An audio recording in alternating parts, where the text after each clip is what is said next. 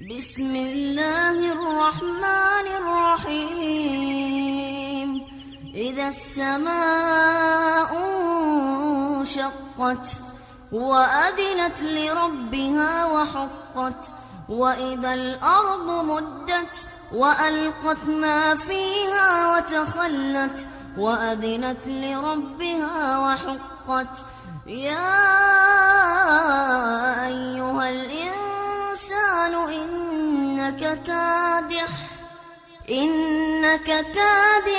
إلى ربك كدحا فملاقيه فأما من أوتي كتابه بيمينه فسوف يحاسب حسابا يسيرا وينقلب إلى أهله مسرورا وأما من أوتي كتابه وراء ظهره فسوف يدعو ثبورا ويصلى سعيرا إنه كان في أهله مسرورا إنه ظن أن لن يحور بلى إن ربه كان به بصيرا. السلام عليكم ورحمة الله وبركاته. الحمد لله نحمده ونستعينه ونؤمن به ونتوكل عليه ونعوذ بالله من شرور أنفسنا ومن سيئات أعمالنا من يهده الله فلا مضل له ومن يضلل فلا هادي له وأشهد أن لا إله إلا الله وحده لا شريك له وأشهد أن محمدا عبده ورسوله أرسله بالهدى ودين الحق ليظهره على الدين كله ولو كره المشركون. اللهم صل على محمد وعلى آل محمد كما صليت على إبراهيم وعلى آل إبراهيم وبارك على محمد وعلى آل محمد كما باركت على إبراهيم وعلى آل إبراهيم إنك حميد مجيد.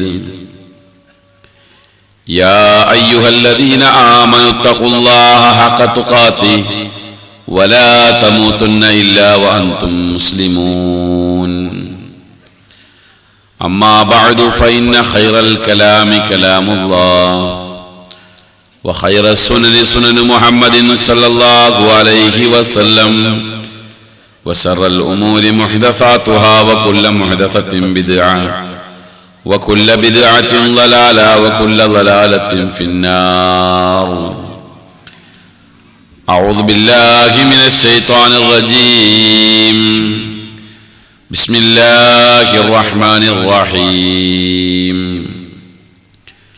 فويل للذين يكتبون الكتاب بأيديهم ثم يقولون هذا من عند الله ليشتروا به ثمنا قليلا فويل لهم مما كتبت أيديهم وويل لهم مما يكسبون. ആദരണീയരായ പണ്ഡിതന്മാരെ, സ്നേഹസമ്പന്നരായ നാട്ടുകാരെ, ഇസ്ലാഹി പ്രവർത്തകരെ, സഹോദര സഹോദരിമാരെ, സർവശക്തനായ അല്ലാഹുവിന് തഖ്വ ചെയ്ത് ജീവിക്കാൻ ഓർമ്മപ്പെടുത്തുകയാണ്. നമ്മുടെ എല്ലാം പരലോക വിജയത്തിനായി അല്ലാഹു നടപ്പിലാക്കാൻ നിർദ്ദേശിച്ച നിയമനിർദ്ദേശങ്ങൾ നമ്മുടെ ജീവിതത്തിന്റെ എല്ലാ മേഖലകളിലും സൂക്ഷിച്ച് പാലിച്ച് ജീവിക്കുവാനും അതുവഴി അല്ലാഹുവിന്റെ തൃപ്തിയും പൊരുത്തവും നേടുന്ന അടിമകളായി തീരുവാനും നാം ഓരോരുത്തരും ശ്രമിക്കുക. അള്ളാഹു നമുക്കതിന് തൗഫീഖ് തന്ന് അനുഗ്രഹിക്കുമാറാകട്ടെ. ഈ പ്രദേശത്തെ സലഫി മൂവ്മെന്റിന്റെ പ്രവർത്തകർ, ഇസ്ലാഹി പ്രവർത്തകർ സംഘടിപ്പിച്ച ഒരു മതപ്രഭാഷണ വേദിയാണ്. അഹ്ലുസുന്നത്തി വൽ ജമാഅ എന്ന വിഷയത്തെ അധികരിച്ചുകൊണ്ടുള്ള ഒരു ചർച്ചയാണ് ഇവിടെ നടന്നുകൊണ്ടിരിക്കുന്നത്.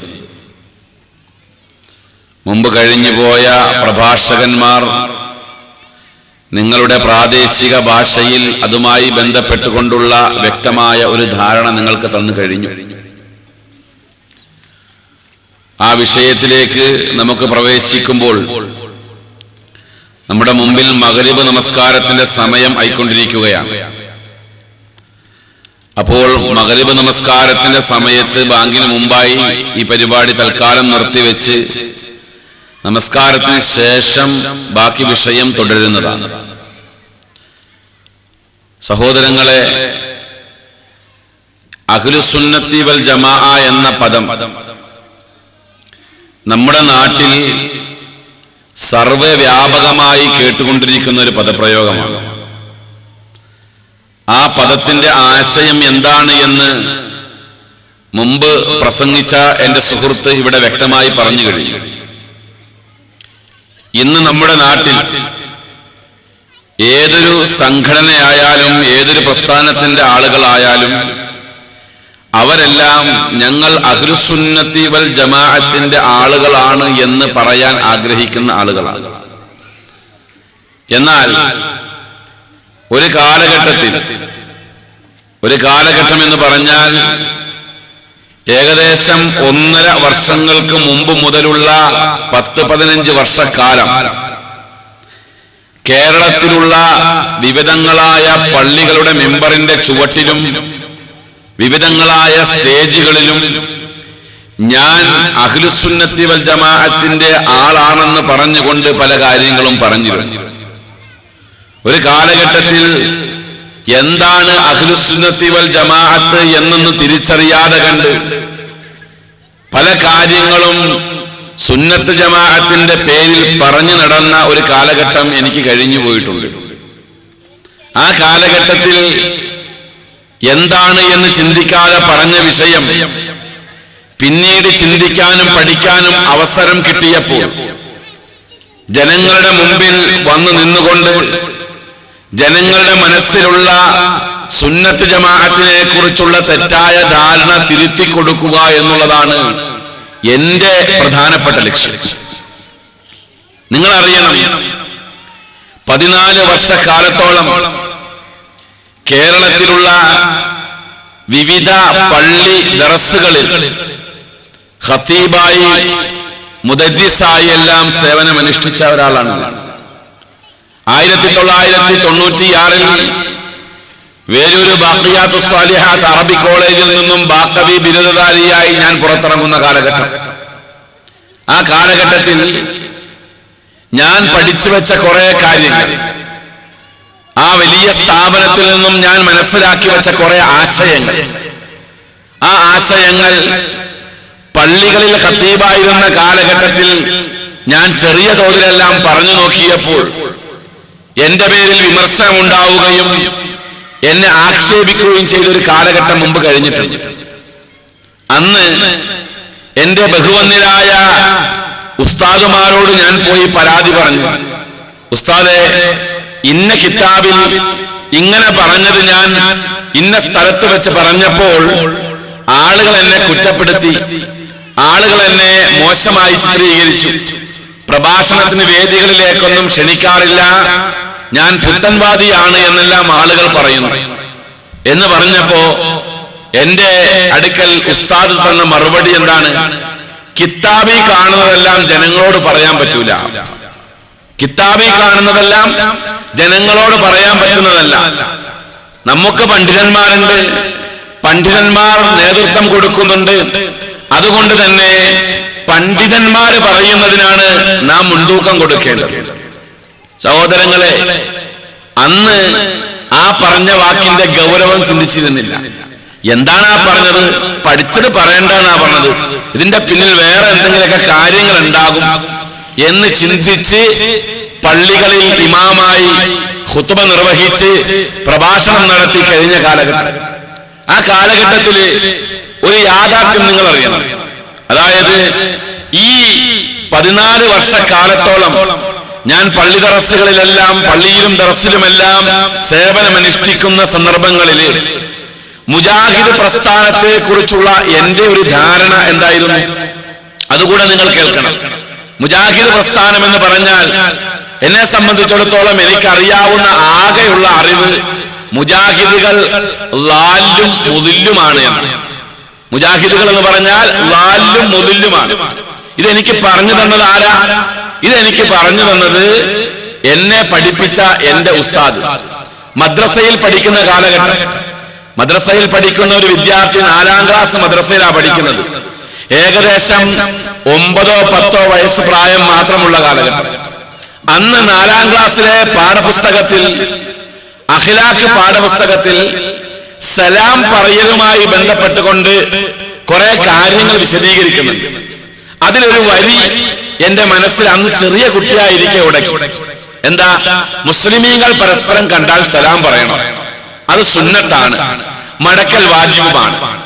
എന്നാൽ മുജാഹിദ്, അതേപോലെ ഇപ്പൊ നമ്മുടെ നാട്ടിലുള്ള ഒരു പുതിയ രാഷ്ട്രീയ പാർട്ടി, അങ്ങനെയുള്ള ആളുകളുമായി കണ്ടാൽ മിണ്ടരുത്, സലാം പറയരുത്, പെണ്ണ് കൊടുക്കരുത്, വിവാഹം കഴിക്കരുത്.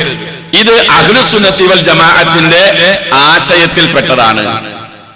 അത് കേട്ടപ്പോ അന്നത്തെ ചെറിയ വിദ്യാർത്ഥിയുടെ മനസ്സിൽ എന്റെ ഉസ്താദിനോട് ഞാൻ ചോദിച്ചു, ഉസ്താദെ, നമ്മുടെ നാട്ടിൽ മുജാഹിദ് എന്ന് പറഞ്ഞാൽ എന്താ? ആരാണെന്നല്ല ചോദിക്കുന്നത്, ആരാണെന്നല്ല ചോദിച്ചത്, മുജാഹിദ് എന്ന് പറഞ്ഞാൽ എന്താ? അപ്പൊ ഉസ്താദ് പറഞ്ഞു, മുജാഹിദ് എന്ന് പറഞ്ഞാൽ അവര് ലാലും മുദില്ലുമാണ്. ഇവര് ലാലും മുദില്ലുമാണ്. 4ാം ക്ലാസ് മദ്രസയിൽ പഠിക്കുന്ന ഒരു കുട്ടിക്ക് അന്ന് ലാലും മുദില്ലും എന്ന് പറഞ്ഞാൽ എന്താന്ന് പോലും അറിയില്ല. അത് മനപ്പാഠം പഠിച്ച്, നല്ലൊരു അറബി വാക്ക് മനപ്പാഠം പഠിച്ച സന്തോഷത്തില് വീട്ടിൽ ചെന്നിട്ട് വീട്ടിലുള്ള ആളുകളോട്, രക്ഷകർത്താക്കളോട് പറഞ്ഞ്, ഉമ്മ, മുജാഹിദ് എന്ന് പറയുന്ന ഒരു സാധനമുണ്ട് നമ്മുടെ നാട്ടിൽ. അവരാരാന്നറിയോ? ലാലും മുദില്ലുമാണ്. അവര് ലാലും മുദില്ലുമാണ്.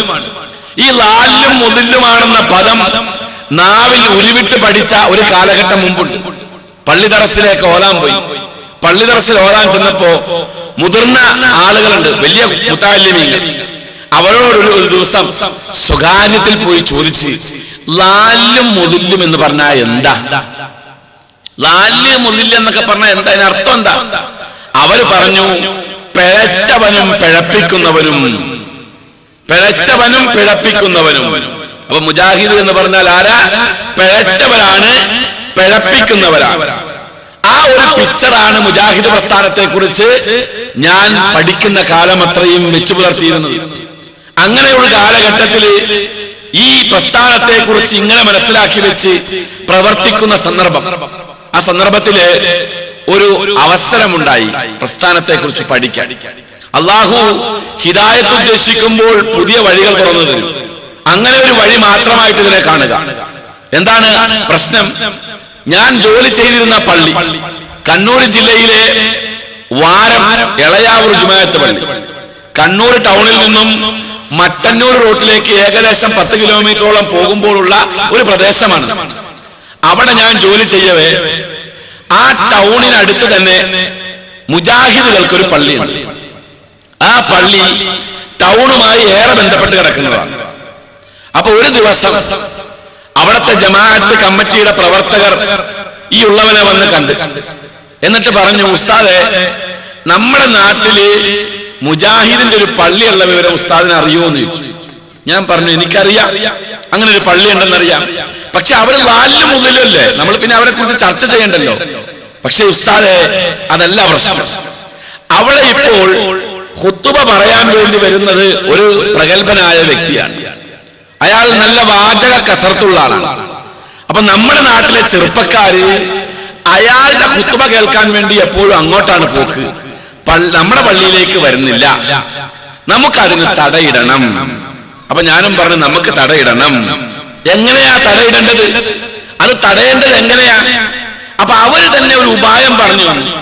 നമുക്കൊരു കാര്യം ചെയ്യാം, ഖുതുബയ്ക്ക് മുമ്പ് ഒരു മലയാളത്തിൽ പ്രഭാഷണം തുടങ്ങാം. അങ്ങനെ വരുമ്പോ അവിടുന്ന് അങ്ങോട്ട് വരില്ല, ഇങ്ങോട്ട് വരൂലേ? ആയിക്കോട്ടെ, കുഴപ്പമില്ല.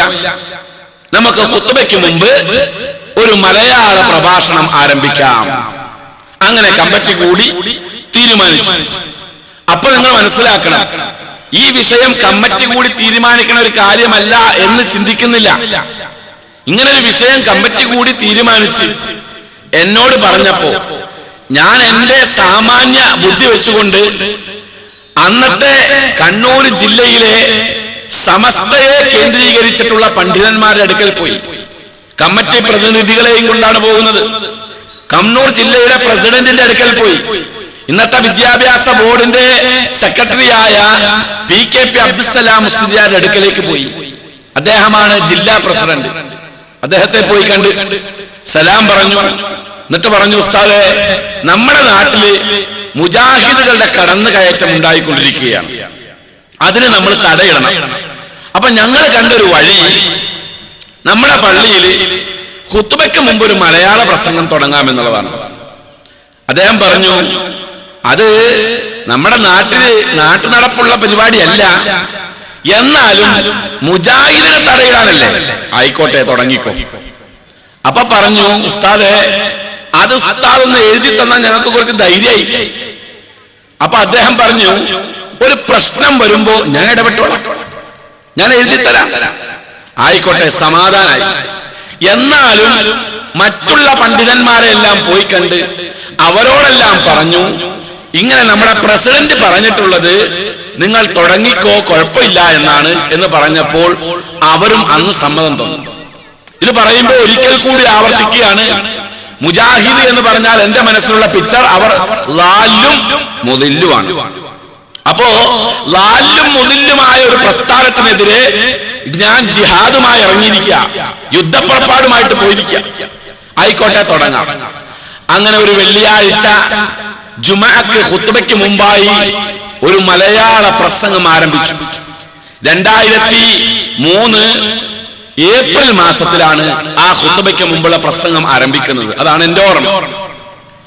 ഇത് ആരംഭിച്ചപ്പോൾ അന്നത്തെ വെള്ളിയാഴ്ച വലിയ പ്രശ്നങ്ങളൊന്നും ഉണ്ടായില്ല. അവിടെ ജനങ്ങളെല്ലാം അത് കേട്ട് ആ പ്രസംഗത്തെ കുറിച്ച് ജനങ്ങളൊന്ന് നല്ല അഭിപ്രായമൊക്കെ പറഞ്ഞ് ഇത് നമുക്ക് തുടരണമെന്ന് പ്രചോദനം തന്ന് അടുത്ത ആഴ്ച മുതൽ ചെറുപ്പക്കാർ കൂടുതൽ ഉണ്ടാകും എന്നൊക്കെ പറഞ്ഞ്.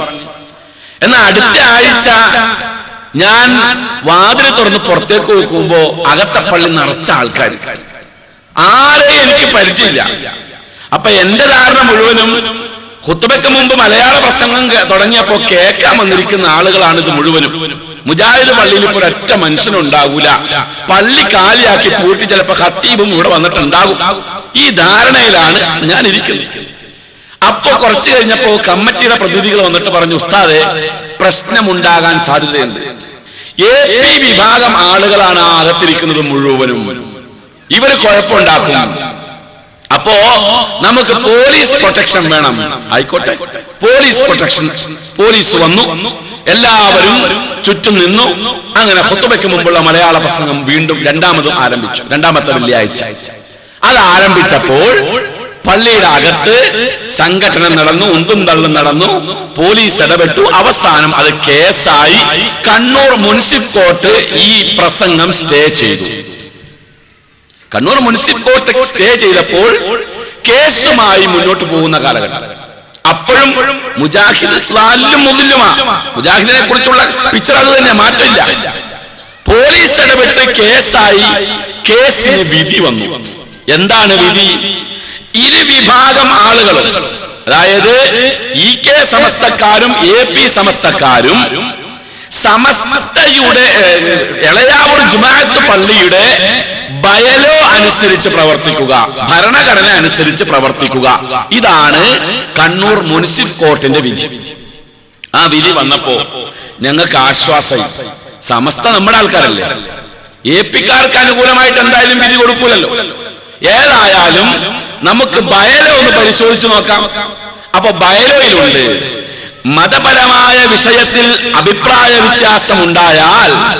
സമസ്ത കേരള ജംഇയ്യത്തുൽ ഉലമയുടെ ഫത്വ കമ്മിറ്റിയുടെ തീരുമാനം അന്തിമമായിരിക്കും. നിങ്ങൾ ഒന്നുകൂടെ കേൾക്കണം. ഈ കേൾക്കുന്ന ആളുകൾ ഖുർആനും സുന്നത്തും എന്താണ് എന്ന് മനസ്സിലാക്കിയ ആളുകൾ ഈ ശബ്ദം കേൾക്കുന്നവരുടെ കൂട്ടത്തിലുണ്ട്. ഒന്നുകൂടെ കേൾക്കുക. മതപരമായ വിഷയത്തിൽ അഭിപ്രായ വ്യത്യാസമുണ്ടായാൽ സമസ്ത കേരള ജംഇയ്യത്തുൽ ഉലമയുടെ ഫത്വ കമ്മിറ്റിയുടെ തീരുമാനപ്രകാരം പ്രവർത്തിക്കുക. അതാണ് അന്തിമ തീരുമാനം. ഇത് വിശുദ്ധ ഖുർആനിന് എതിരല്ലേ? എന്റെ ഒന്നാമത്തെ ചോദ്യം മനസ്സിലേക്ക് വന്നു. എന്റെ മനസ്സിലേക്ക് വന്ന ഒന്നാമത്തെ ചോദ്യം അതാ. എന്ത്? ഈ പറഞ്ഞ നിയമം ഖുർആനിന് എതിരല്ലേ? കാരണം എന്താ? ഫഇൻ തനാസഅതും ഫീ ശൈഇൻ ഫറുദ്ദൂഹു ഇലല്ലാഹി വറസൂൽ. അല്ലേ? നിങ്ങൾ ഏതെങ്കിലും വിഷയത്തിൽ അഭിപ്രായ വ്യത്യാസത്തിലായാൽ, തർക്കമുണ്ടായാൽ നിങ്ങൾ എന്ത് ചെയ്യണം? അല്ലാഹുവിലേക്കും റസൂലിലേക്കും മടക്കണം. അല്ലാഹും റസൂലും ആ വിഷയത്തിൽ എന്ത് തീരുമാനമെടുത്തു, എന്ത് നയമാണ് സ്വീകരിച്ചത്, അതനുസരിച്ച് നിങ്ങൾ പ്രവർത്തിക്കണം. ഇതാണ് ഖുർആൻ. എന്നാ ഒരു ഖുർആൻ അനുസരിച്ച് സുന്നത്തനുസരിച്ച് ജീവിക്കേണ്ട അഹ്ലുസുന്നത്തി വൽ ജമാഅത്തിന്റെ ആളുകൾ എന്ന് പറഞ്ഞ അവരുടെ ബയോയിൽ എഴുതി വെച്ചിരിക്കുന്നത് സമസ്തയുടെ ഫത്വ കമ്മിറ്റിയുടെ തീരുമാനമനുസരിച്ച്. ഏതായാലും ആശ്വാസമുണ്ട്. സമസ്ത നമ്മുടെ പക്ഷത്താണല്ലോ. ഒന്ന് പോയി നോക്കാം. ഉച്ചക്ക് നമസ്കാരം കഴിഞ്ഞ്, ഇപ്പൊ ഈ വിധി വരുന്നത് 11:30 മണി സമയത്താണ്. ളുഹർ നമസ്കാരം കഴിഞ്ഞ് ഭക്ഷണമൊക്കെ കഴിച്ച് കമ്മിറ്റി പ്രതിനിധികളൊക്കെ ഒരുമിച്ച് കൂടിയിരുന്ന് സമസ്തയുടെ ജനറൽ സെക്രട്ടറിക്ക് ഫോൺ ചെയ്തു. സെക്രട്ടറിക്ക് ഫോൺ ചെയ്തിട്ട് പറഞ്ഞു, ഉസ്താദെ, ഇത് കണ്ണൂർ വാരം എളയാവൂർ ജുമാഅത്ത് പള്ളിയിൽ നിന്നാണ് വിളിക്കുന്നത്. ഞങ്ങൾക്ക് ഉസ്താദിനൊന്ന് കാണണം. എപ്പ വീട്ടിൽ വന്നാൽ കാണാൻ കഴിയും? അദ്ദേഹം ആ ഫോൺ എടുത്തിട്ട് സംസാരിച്ചപ്പോൾ പറഞ്ഞു, നിങ്ങൾ മഗ്രിബ് നമസ്കാരത്തിന് ശേഷം വീട്ടിലേക്ക് വന്നാൽ മതി. അത് പ്രകാരം മഗ്രിബ് നമസ്കാരത്തിന് ശേഷം ഇന്നത്തെ സമസ്തയുടെ ജനറൽ സെക്രട്ടറിയുടെ കൊണ്ടോട്ടിയിലുള്ള വീട്ടിൽ പോയി. കമ്മിറ്റി പ്രതിനിധികളടക്കം പോയി ചെന്ന് എല്ലാവരെയും പ്രതിനിധീകരിച്ചുകൊണ്ട് ഞാനാണ് സംസാരിക്കുന്നത്. അദ്ദേഹത്തോട് പറഞ്ഞു, ഉസ്താദെ, എന്നെ ഉസ്താദിന് മനസ്സിലായല്ലോ, ഞാൻ ഇന്ന പള്ളിയിലത്തെ ഖത്തീബാണ്, എന്റെ പേര് ഇന്നതാണ്. ഞങ്ങൾ ഇങ്ങനെ ഒരു പ്രശ്നത്തിൽ അകപ്പെട്ടു. ഏപിക്കാരും ഞങ്ങൾക്കെതിരെ കൊണ്ട് കേസ് കൊടുത്തു. ഞങ്ങൾ മുജാഹിദിനെതിരെ നീങ്ങിയപ്പോ അവര് നമ്മളെ തടയിടാൻ വേണ്ടിയുള്ള പണിയാണ് ഏപിക്കാർ ചെയ്തത്. ഇപ്പൊ സമസ്തയുടെ ഫത്വയുടെ തീരുമാനം അനുസരിച്ച് പ്രവർത്തിക്കാനാണ് കോടതിയിൽ വിധിയുള്ളത്. അതുകൊണ്ട് ഖുത്ബയ്ക്ക് മുമ്പുള്ള മലയാള പ്രസംഗം അനുവദനീയമാണെന്ന് പറഞ്ഞൊരു ഫത്വ ഞങ്ങൾക്ക് വേണം. ഒരു പണ്ഡിതനോട് ഫത്വ ചോദിച്ച ശൈലിയാണ്. എന്ത്? ഖുത്ബയ്ക്ക് മുമ്പുള്ള മലയാള പ്രസംഗം അനുവദനീയമാണെന്ന് പറഞ്ഞൊരു ഫത്വ ഞങ്ങൾക്ക് വേണം. ഉടനെ അദ്ദേഹം പറഞ്ഞു, കുട്ടികളെ, ഒരു നിവർത്തിയില്ല. കാരണം അനുവദനീയം അല്ല എന്ന് പറഞ്ഞൊരു ഫത്വ കുറച്ചു മുമ്പ് ഞാൻ കൊടുത്തു കഴിഞ്ഞു, ഇനി തരവില്ല. അപ്പൊ ഞങ്ങൾ ചോദിച്ചോ, ആർക്കാ കൊടുത്തത്? അത് നിങ്ങളെ ജില്ലാ പ്രസിഡന്റ് വിളിച്ച് പറഞ്ഞ് മറ്റേ പാർട്ടി കൊണ്ടുപോയി. ഏത് ജില്ലാ പ്രസിഡന്റ്? ഞങ്ങളോട് പറഞ്ഞൊരു പ്രശ്നം വന്നാൽ ഇടപെട്ടുകൊള്ളാമെന്ന് പറഞ്ഞ ജില്ലാ പ്രസിഡന്റ്. ആയിക്കോട്ടെ, ഞങ്ങൾക്ക് ആകെ വിഷമായി. എന്നാലും ആ ഫത്വയിൽ എന്തെങ്കിലും പഴുതുണ്ടെങ്കിൽ നമുക്ക് കയറി പിടിക്കാമല്ലോ എന്ന് കരുതിക്കൊണ്ട് അദ്ദേഹത്തോട് പറഞ്ഞു, ആ ഫത്വയുടെ കോപ്പി എന്ന് തരൂ. അവർക്ക് കൊടുത്ത ഫത്വയുടെ കോപ്പി അത് നാളെ രാവിലെ ഓഫീസിൽ പോയി വാങ്ങിച്ചോ, ഞാൻ വിളിച്ചു പറഞ്ഞോളാം. അത് പ്രകാരം സമസ്തയുടെ ഓഫീസിൽ പോയി ആ ഫത്വയുടെ കോപ്പി ഞാൻ വാങ്ങിച്ചു. സഹോദരങ്ങളെ, എന്റെ പ്രിയപ്പെട്ട സുഹൃത്തുക്കൾ, ഈ ശബ്ദം കേൾക്കുന്നവരുടെ കൂട്ടത്തില് പ്രിയപ്പെട്ട മുസ്ലിയാക്കന്മാരുണ്ടാവും. നിങ്ങളൊരു കാര്യം കേൾക്കുക. നിങ്ങളോടുള്ള വെറുപ്പോ വിദ്വേഷമോ വൈരാഗ്യമോ അല്ല. ഇക്കാലം അത്രയും ഈ വിഭാഗം ആളുകളുടെ കൂടെ ജീവിച്ചതിന്റെ സ്നേഹം പ്രകടിപ്പിക്കുക, അതല്ലാതെ വെറുപ്പല്ല. ജനങ്ങളുടെ മനസ്സിൽ തെറ്റിദ്ധാരണ വന്നു പോയിട്ടുണ്ട് എങ്കിൽ, അതേപോലെ അള്ളാഹുവിന്റെ ദീനിനെ കുറിച്ച് മനസ്സിലാക്കുന്നതിൽ എവിടെയെങ്കിലും പിഴവുകൾ വന്നു പോയിട്ടുണ്ടെങ്കിൽ ഈ പ്രസംഗം, ഈ പരിപാടി അത് തിരുത്താൻ ഒരു കാരണമാകട്ടെ എന്ന് മാത്രമേ ഉദ്ദേശിച്ചിട്ടുള്ളൂ. നിങ്ങൾ അറിയണം, ആ ഫത്വയാണ് ഇന്ന് എന്നെ മുജാഹിദിന്റെ വേദിയിൽ എത്തിച്ചത്. എന്താണ് ആ ഫത്വ? എന്താണ് ആ ഫത്വ? ഫത്വ ഞാനൊന്ന് വായിച്ചു കേൾപ്പിക്കാം. ഇന്നും സമസ്തയുടെ ഫത്വ ബോർഡിന്റെ ഫയലിൽ ഈ ഫത്വ ഉണ്ടാകും. ആ ഫത്വയുടെ നമ്പർ, രജിസ്ട്രേഷൻ നമ്പർ 5/03 ആണ്. അത് പ്രകാരം ആ ഫയൽ ഒന്ന് പരിശോധിച്ചാൽ ഈ ഫത്വ കാണാം. ഫത്വ ഇപ്രകാരം ഞാൻ വായിക്കാം. ഇത് വായിക്കുമ്പോ നമ്മുടെ ഈ വിഷയത്തിന്റെ ബേസിക് ഇതാണ്. അതനുസരിച്ച് വേണം നിങ്ങൾ ചിന്തിക്കാൻ. മഗ്രിബ് നമസ്കാരം കഴിഞ്ഞു വരുമ്പോഴും ഈ കാര്യങ്ങൾ നിങ്ങളുടെ മനസ്സിലുണ്ടാകണം. കേൾക്കുക. ഫത്വ committee under the Samastha Kerala Jamiyyathul Ulama Francis road Calicut, താങ്കൾ ബഹുമാനപ്പെട്ട കണ്ണൂർ മുനിസിപ്പൽ കോടതി മുമ്പാകെയുള്ള OS 154/2003 IA 965/2003 നമ്പർ ഹർജി പ്രകാരമുള്ള കോടതിയുടെ ഉത്തരവിന്റെ വെളിച്ചത്തിൽ മേൽ കേസിൽ തർക്കവിഷയമായി വന്നിട്ടുള്ള വെള്ളിയാഴ്ച ദിവസങ്ങളിൽ എളയാവൂർ ജുമാഅത്ത് പള്ളിയിൽ വെച്ച് 14/2/2003 മുതൽ പുതുതായി ആരംഭിച്ച ഖുത്ബയ്ക്ക് മുമ്പായി നടത്തുന്ന ഖത്തീബിന്റെ പ്രസംഗത്തെ സംബന്ധിച്ച് സമസ്ത കേരള ജമിയത്തുൽ ഉലമ ഫത്വ കമ്മിറ്റിയുടെ ഫത്വ താഴെ ചേർക്കുന്നു. ഫത്വ ഇപ്രകാരമാണ്: വെള്ളിയാഴ്ച ഒന്നാം ബാങ്കിന് ശേഷം സുന്നത്ത് നിസ്കാരവും ദിക്റും സലാത്തും അറബിയിലുള്ള 2 ഖുത്ബയും ജുമാ നമസ്കാരവുമാണുള്ളത്. അങ്ങനെയാണ് മുഹമ്മദ് നബി സല്ലല്ലാഹു അലൈഹി വസല്ലമ തങ്ങളുടെയും സഹാബത്തിന്റെയും താബിഉകളുടെയും താബിഉ താബിഉകളുടെയും മറ്റു സലഫുസ് സാലിഹീങ്ങളുടെയും നടപടിക്രമം. അവിടെ മറ്റൊരു പ്രസംഗം മേൽപ്പറഞ്ഞവരുടെ കാലത്ത് വന്നിട്ടേയില്ല. അതുകൊണ്ട് ഖുത്ബയ്ക്ക് മുമ്പുള്ള മലയാള പ്രസംഗം നിർത്തൽ ചെയ്യേണ്ടതാണ് എന്ന് ചെറുശ്ശേരി സൈനുദ്ദീൻ മുസ്ലിയാർ ഒപ്പ്. ഇതാണ് ഫത്വ. ഈ ഫത്വ ഒരൽപ്പം സാമാന്യ ബോധമുള്ള ഒരു മനുഷ്യനെ ചിന്തിപ്പിക്കും. കാരണം ഒരു കാലഘട്ടത്തിൽ നബി സല്ലല്ലാഹു അലൈഹി വസല്ലമയും സഹാബത്തും താബിഈകളും തബഉ താബിഈങ്ങളും സലഫുസ് സാലിഹീങ്ങളും പറഞ്ഞത് അതനുസരിച്ച് പറഞ്ഞപ്പോ നമ്മുടെ വിനീതരായ ഉസ്താദുമാർ പറഞ്ഞത് അങ്ങനെ പറയണ്ട, പണ്ഡിതന്മാർ പറഞ്ഞ പോലെ പറഞ്ഞാൽ മതി. എന്നാൽ അത് പറയുന്നത് പോലെ പറഞ്ഞപ്പോൾ അവർ പറഞ്ഞതനുസരിച്ച് കേട്ടപ്പോഴോ അവര് തരുന്ന ഫത്വ അത് വേണ്ട, ഇങ്ങനെ ചെയ്താൽ മതി. എന്നാൽ ഇന്ന് നമ്മുടെ നാട്ടിൽ നടപ്പിലുള്ള ഒരുപാട് ആചാര അനുഷ്ഠാനങ്ങൾ, അഹ്ലുസുന്നത്തി വൽ ജമാഅത്തിന്റെ ലേബൽ മുകളിൽ ഒട്ടിച്ചുകൊണ്ട് നടപ്പിലാക്കുന്ന ഒരുപാട് കർമ്മങ്ങൾ, ഇതെല്ലാം ഈ ഫത്വ പ്രകാരം തള്ളണമോ കൊള്ളണമോ? ഈ ഫത്വ അനുസരിച്ച് പ്രവാചകന്റെ കാലത്തും സഹാബികളുടെ കാലത്തും താബിഈകളുടെ കാലത്തും സലഫുസ് സാലിഹീങ്ങളുടെ കാലത്തും ഇല്ലാത്ത ഒരു കാര്യം മുസ്ലിമിന്റെ ജീവിതത്തിൽ വേണ്ട എന്നുള്ളതാണ് സമസ്ത എന്ന പണ്ഡിത സഭ കൊടുത്തിരിക്കുന്ന ഫത്വ.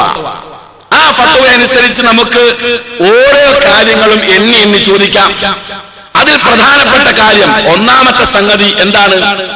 ഇന്ന് നമ്മുടെ നാടുകളിൽ ഒരു ആവശ്യമോ ഒരു പ്രയാസമോ ഉണ്ടാവുകയാണെങ്കിൽ സാധാരണഗതിയിൽ നമ്മുടെ നാട്ടിലെ സമസ്തക്കാരായ ആളുകൾ, സുന്നികൾ എന്നൊക്കെ വിളിക്കുന്ന ആളുകൾ, അവർ വിളിച്ചു പ്രാർത്ഥിക്കുന്ന ചില ആളുകളുണ്ട്.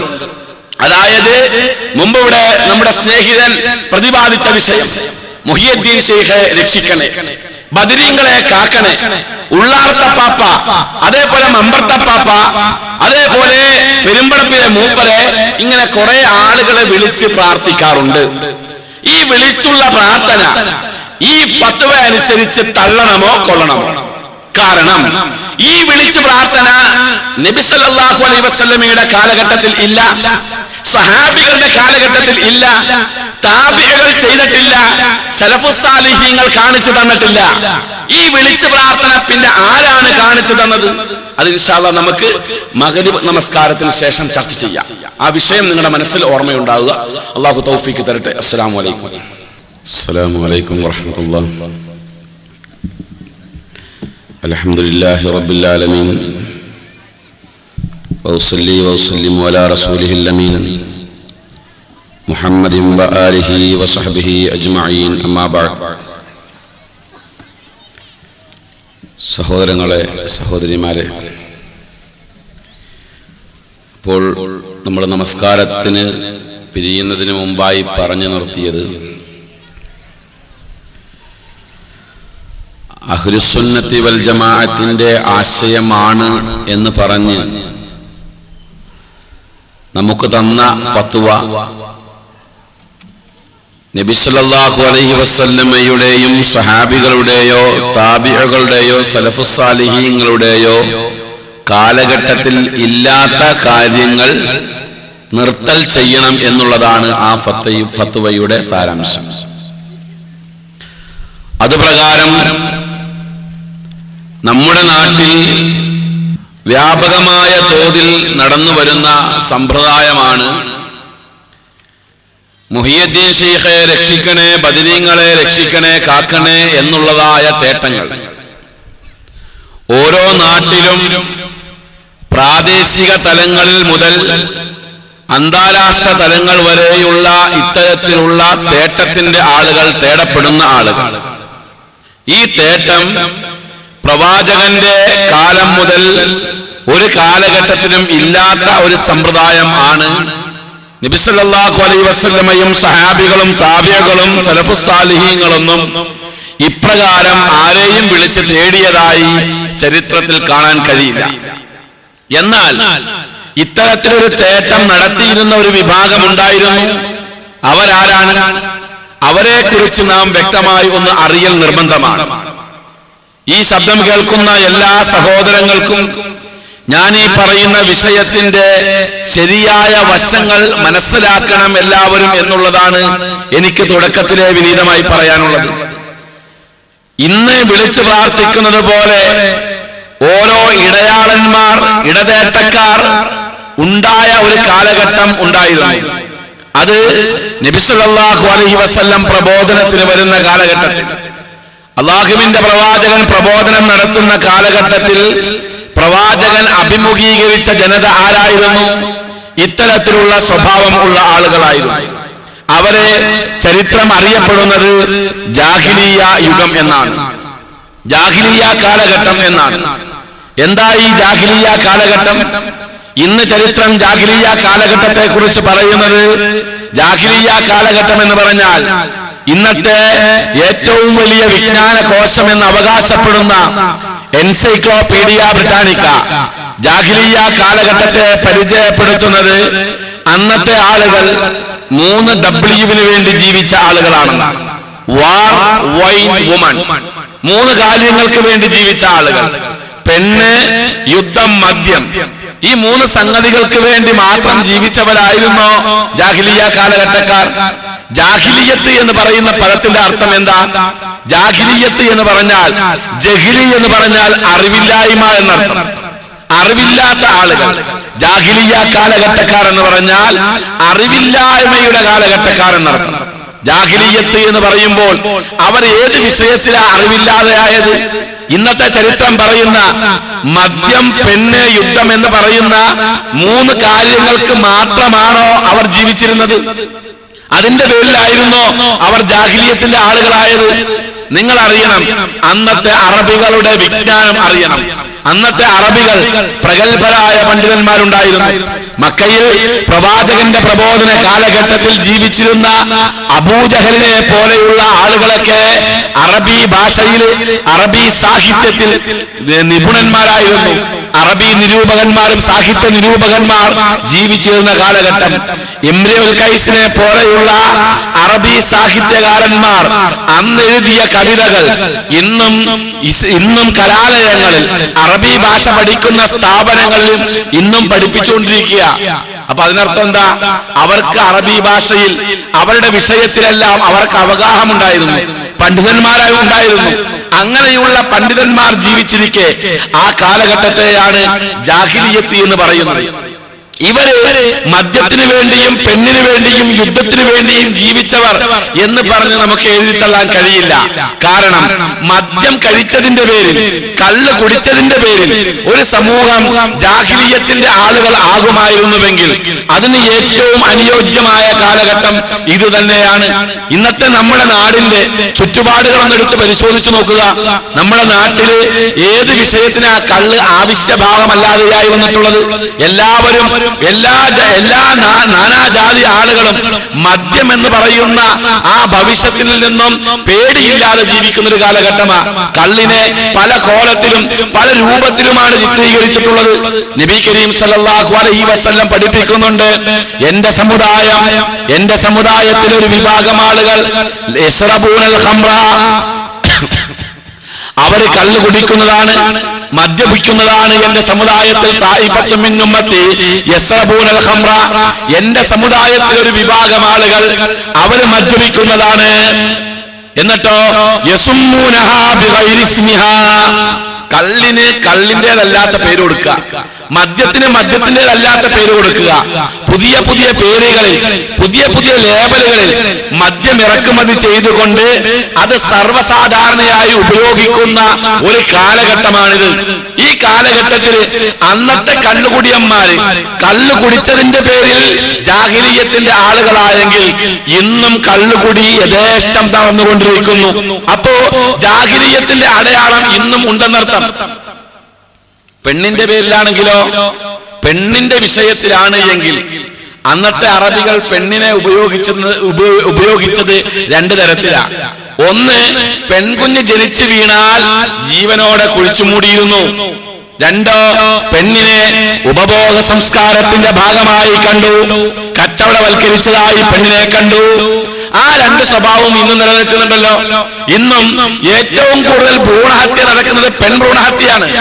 പെൺകുഞ്ഞാണ് ഗർഭസ്ഥ ശിശു എന്നറിഞ്ഞാൽ ഗർഭപാത്രത്തിൽ വെച്ച് തന്നെ പെൺകുഞ്ഞിനെ കൊന്നുകളയുന്ന ഒരു കാലഘട്ടമാണിത്, അല്ലേ?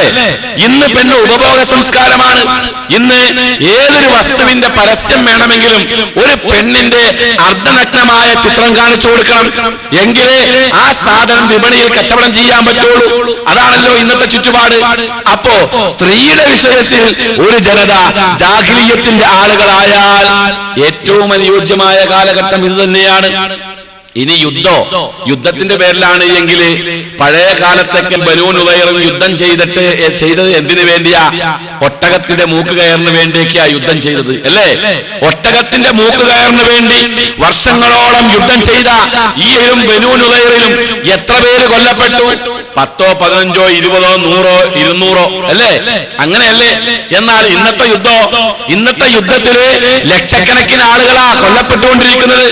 എത്ര മനുഷ്യന്മാര് കൊന്നൊടുക്കി എന്ന് ചരിത്രം രേഖപ്പെടുത്തുന്നില്ല. ഈ കഴിഞ്ഞ അഫ്ഗാൻ യുദ്ധത്തിലും ഇറാഖ് യുദ്ധത്തിലും എത്ര മനുഷ്യന്മാരെ കൊന്നൊടുക്കി എന്ന് ചരിത്രത്തിൽ രേഖപ്പെടുത്തിയിട്ടില്ല. ലക്ഷക്കണക്കിന് മനുഷ്യന്മാരെ കൊന്നൊടുക്കുന്ന യുദ്ധക്കൊതിയന്മാർ ഈ കാലഘട്ടത്തിലാണ് ജീവിച്ചിരിക്കുന്നത്. അപ്പോ ജാഹിലിയ്യത്തിന് അനുയോജ്യമായ കാലഘട്ടം ഇതാ ഈ 3 അടയാളം വെച്ചിട്ടാണെങ്കിൽ പെണ്ണ്, യുദ്ധം, മദ്യം, ഈ 3 കാര്യങ്ങൾക്ക് വേണ്ടിയാണ് ജാഹിലിയ്യത്ത് എന്ന് അന്നത്തെ അറബികളെ പറഞ്ഞെങ്കിൽ ആ 3 സ്വഭാവങ്ങൾ ഇക്കാലഘട്ടത്തിലുമുണ്ട്. പക്ഷേ ആ 3 കാര്യങ്ങൾക്ക് വേണ്ടി മാത്രം അല്ല. ജാഹിലിയ്യത്തിന്റെ ആളുകൾ അവരാകാനുള്ള കാരണമാണ് എന്താണ് എന്ന് നാം വ്യക്തമായി അറിയണം. മഹാനായ ഉമർ ഇബ്നുൽ ഖത്താബ് റളിയല്ലാഹു അൻഹു വ്യക്തമായി പഠിപ്പിക്കുന്നുണ്ട്, ഇസ്ലാമിന്റെ ഓരോ ഇഴകളും അഴിഞ്ഞുകൊണ്ടേയിരിക്കും. ഇസ്ലാമിന്റെ ഓരോ ഇഴകളും അഴിഞ്ഞു വീഴും, പൊളിഞ്ഞു വീഴും. എപ്പോൾ?